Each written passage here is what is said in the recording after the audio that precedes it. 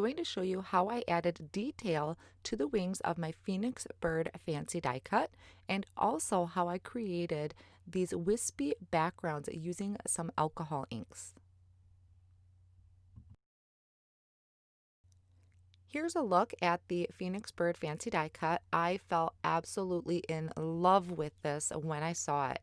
So what I'm going to start with is die cutting it from some cardstock. I have pumpkin and dove white cardstock from Hero Arts. And once I die cut them, I'm just going to kind of push that out. And also you'll want to save those two pieces of cardstock because you can use these negative pieces for future cards. Now the first thing I want to do is I'm going to take some red royal ink and a blending tool, and I am going to add some of that ink to the edges of my wings. Now I'm doing this first before I do anything else because I'm going to end up heat embossing on this later on, and I want this ink to be nice and dry so that when I do emboss, it's going to stick where I want it and not all over this ink that I'm applying. So I'm just blending those edges, adding little bits, and this is going to give it some shading and a little bit of dimension, just kind of makes it stand out a little bit more. Now this looks really great on its own, but later on after this dries, we'll step it up a notch. So I'm going to set this off on the side to dry for a little bit, and then I'm going to start working on creating some backgrounds. And to do that, I'm going to be using some alcohol inks. Now the first one that's really important is going to be that Snow Cap Mixative. And because I'm going to be working on black Yupo paper, so I'm also using a puffer tool and some blending solution. Some of the other colors I'm using are Gilded, Sunset Orange, Cobalt, and Pool. And I started off by cutting this Yupo paper to 4 1/4 by 5 1/2. The Snow Cap Mixative and the Gilded, you want to make sure you shake up really, really well. Then I added a couple drops of blending solution, couple drops of that Snow Cap Mixative, and then one of the colors.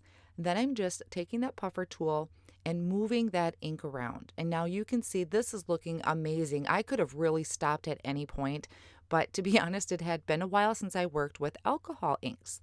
And you need that mixative in order for the color to show up on the black.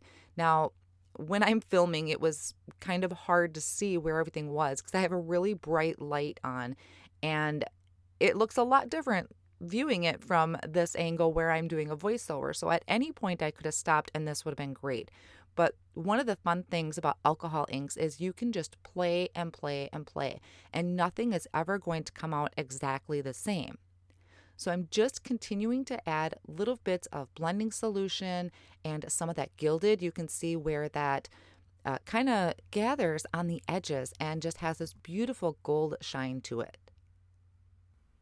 Now the black Yupo paper that I'm working on, or the black cardstock, it's a synthetic paper, which means that this ink is not going to get absorbed into this cardstock. It's kind of a slick surface.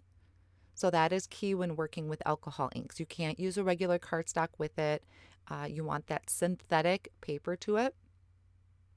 So you can just keep adding the blending solution and the inks till you achieve the look that you're looking for. Now some of these may not look like much at first, but once we add that die cut, it looks really amazing. And this inspiration came from Pinterest. I had kind of looked up Phoenix, and they always had these real like flame or just smoky backgrounds.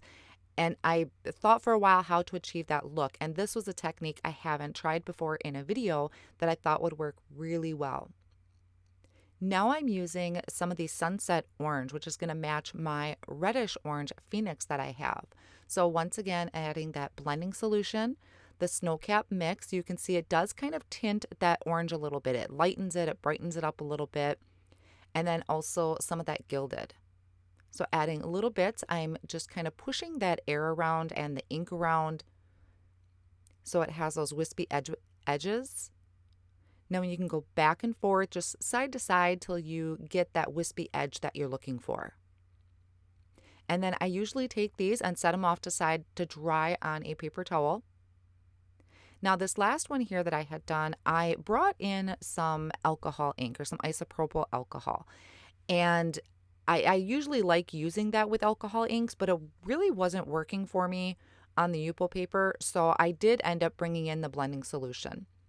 So you could use either or. It's more of an experiment. Like I said, lots of fun that can be had with it to just play and create a bunch of backgrounds. You could die cut from this too, but I would make sure to let that dry completely before trying to do any die cutting from it. Now your drying time is going to vary just depending on how much ink you have added and how much has pooled up in certain areas. It will take a little while to dry. So mine was about 10 to 15 minutes. When I set these off on the side to dry, I'm going to work on other factors of my card. I'm going to start by just adding some of those extra touches to the Phoenix wings, starting with a small blending tool or a dauber. I'm using a little finger dauber here and the Hero Arts embossing ink, and I'm just taking that and applying it to the tips of the wings and the tail. Now that's really hard to see on the white because you can't really tell how far you're going in. I don't think you can really go wrong with it. But I'm just doing one side to start with so I have somewhere to hold and I can see where everything is going to be. So after I get that on, I'm going to sprinkle on some of the Hero Arts gold embossing powder, tap off any of that excess onto a scratch piece of paper, and then I can melt that with my embossing tool. So I'm going to give that just a few seconds to cool off, and then I can work on the other side. So once again, just taking that finger dauber and adding some of that embossing ink to the very tips and around the wings. And then once again, adding on that embossing powder. So this is why I wanted to wait on the red one, is because I wanted to make sure that any embossing powder is only going to stick to where I want it and not to the entire thing. Then once again, just tapping off that excess and melting with my embossing gun. Now I was having a flashback to my childhood here. This kind of reminded me of the She-Ra emblems. So I was really enjoying this process on the white cardstock.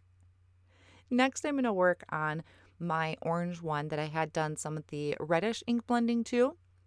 And then once again, just adding that bits of embossing ink to the edges.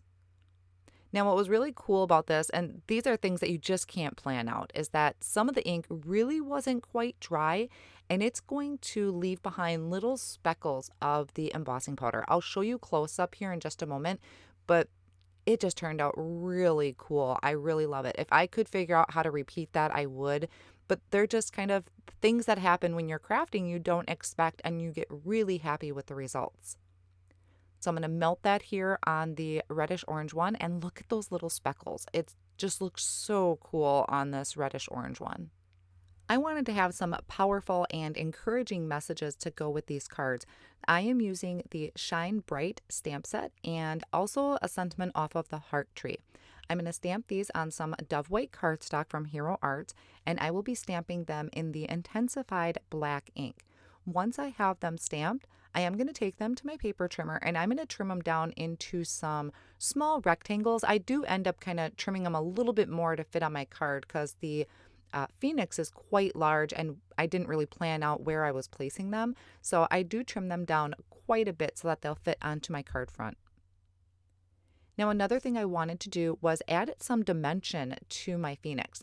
And to do that, I die cut 2 more from white cardstock. So I will have 3 layers to 1 Phoenix. So I did a lot of die cutting off screen, and I'm taking the Hero Arts precision glue and I'm just adding little dabs or little dots of glue to the wings and the tail, and then just kind of holding that with my tweezers, and then I can attach it to the other layer. So 3 layers for 1 bird. I did that for all of the cards.